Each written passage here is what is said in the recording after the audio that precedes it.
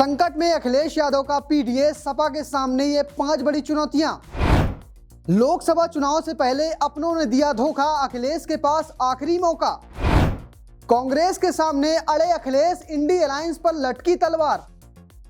लोकसभा चुनाव 2024 में भाजपा सरकार से टक्कर लेने के लिए बने इंडी अलायंस की खूब चर्चा हुई थी, लेकिन आजकल इसकी चर्चा टूटने को लेकर हो रही है। अब इसी कड़ी में अखिलेश यादव का एक बड़ा बयान आया है। उन्होंने कहा कि वो भारत जोड़ो यात्रा पे तभी शामिल होंगे जब कांग्रेस उनके साथ सीट बंटवारे को फाइनल करती है। लेकिन सवाल ये है कि अखिलेश को इतना सख्त होने की जरूरत क्यों पड़ी है। इसके पीछे का कारण है लगातार उनके साथियों का साथ छोड़ना। इसलिए वो भाजपा से लड़ने से पहले अपने साथियों का पूरी तरह से भरोसा चाहते हैं। इस समय अखिलेश के सामने ये 5 बड़ी चुनौतियां हैं।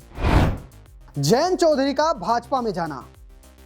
पहली चुनौती तो यही है, जयंत चौधरी जहां अखिलेश के नए साथी के तौर पर उभरे थे और विधानसभा चुनाव में भरपूर साथ दिया था। गठबंधन ने उन्हें 33 सीटें दी थी और 33 सीटों में उन्होंने 9 सीटों में जीत दर्ज की थी। लेकिन अब अचानक उनका भाजपा में शामिल हो जाना पूरी तरह से अखिलेश यादव को झटका देने वाला है, क्योंकि पश्चिम में अब अखिलेश यादव का कोई साथी नहीं है और जयंत चौधरी के पास जाट वोट काफी ज्यादा मात्रा में था। लेकिन अब यहां पर सपा के पास कांग्रेस का ही साथ बचा है। स्वामी प्रसाद मौर्य का साथ छोड़ना। हाल ही में स्वामी प्रसाद मौर्य ने पार्टी महासचिव पद से इस्तीफा दे दिया। इसके बाद वरिष्ठ नेता सलीम शेरवानी ने समाजवादी पार्टी से इस्तीफा दे दिया। खबर यह है कि मौर्य सपा से इस्तीफा देने के बाद अपनी नई पार्टी बना सकते हैं। वहीं अगर शेरवानी की बात करें तो वो कांग्रेस में शामिल हो सकते हैं। ये दोनों नेता पीडीए घटक के मुख्य चेहरे थे, यानी कहें मुस्लिम आबादी को रिप्रेजेंट कर रहे थे, जबकि स्वामी प्रसाद मौर्य ओबीसी आबादी को रिप्रेजेंट कर रहे थे। इन दोनों के जाने के बाद सपा का संतुलन थोड़ा बिगड़ सकता है, क्योंकि ये दोनों के नेता माहौल बनाने में काफी ज्यादा आगे थे। पल्लवी पटेल का नाराज होना। सपा विधायक और अपना दल कमेरावादी की नेता पल्लवी पटेल पहले ही राज्यसभा में अपनी पार्टी के उम्मीदवार को वोट देने से इनकार कर चुकी हैं।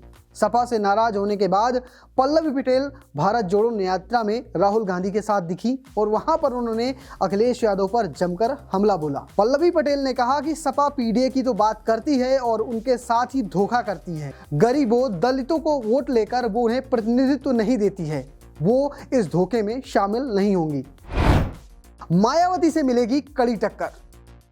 अखिलेश यादव को बसपा सुप्रीमो मायावती से भी कड़ी टक्कर देखने को मिलने वाली है। इसे मैं आपको आसान भाषा में समझाता हूं। मान लेते हैं भाजपा पिछली बार 50% के करीब वोट हासिल की है। अगर इस बार उसके वोट प्रतिशत में गिरावट आती है तो करीब 40 से 42% होगा। अगर अब दूसरा बचा और बाकी बचे हुए वोट में भाजपा के अलावा कांग्रेस, सपा और बसपा हैं और बसपा के पास 19% वोट पक्का माना जाता है। अब सपा के सामने चुनौती है कि बसपा से भी लड़ना है, साथ साथ भाजपा से लड़ना है, और अगर कांग्रेस साथ नहीं आती तो कांग्रेस से भी लड़ना है। इसलिए अखिलेश यादव पिछली बार चुनाव में साथ थे मायावती के, इस बार अलग अलग लड़ेंगे तो चुनौती कड़ी मिलने वाली है। कांग्रेस के साथ सीटों में सहमति। सपा प्रमुख हाल में कांग्रेस के साथ सीटों के बंटवारे पर स्पष्टता चाहते हैं। बहुत सारे झटके लगने के बाद यूपी में इंडिया गठबंधन के यही 2 प्रमुख चेहरे हैं। अगर ये चुनाव अलग अलग लड़ते हैं तो भाजपा की जीत सुनिश्चित मानी जाती है। इसलिए सपा ने उम्मीदवारों की दूसरी लिस्ट जारी करके कांग्रेस पर दबाव बनाया है। वहीं कांग्रेस यूपी में 20 सीट लड़ने के लिए दबाव बना रही है। अगर दोनों के बीच समझौते की बात करें तो सपा ने 11 से बढ़ाकर 17 सीटें कर दी हैं और इस पर कांग्रेस के जो बड़े नेता हैं वो लगभग तैयार नजर आ रहे हैं। इन दोनों पार्टियों के साथ आने से सीटों में कितना फायदा होगा ये अभी कहना मुश्किल होगा, लेकिन इनके साथ आने से भाजपा के खिलाफ बने इंडिया गठबंधन को जरूर मजबूती मिलेगी। तो आपको क्या लगता है, क्या यूपी में अखिलेश के अकेले लड़ने से भाजपा को फायदा होगा या नुकसान? कमेंट बॉक्स में जरूर बताइएगा और पेज को फॉलो करना बिल्कुल मत भूलिएगा। धन्यवाद।